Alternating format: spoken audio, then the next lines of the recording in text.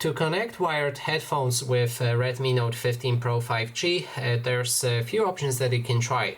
First one is to get the USB-C wired headphones. This phone doesn't have the jack port, so you will need to actually get the USB-C headphones. Now connect them to the bottom side where you usually charge your device, and then your headphones will be active.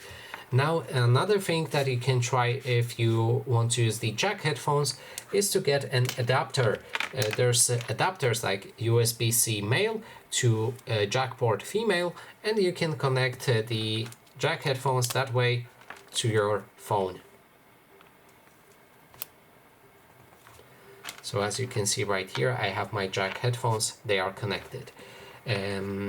That is all of the options when it comes to the wired headphones. So thanks so much for watching, and if you like this video, please consider subscribing.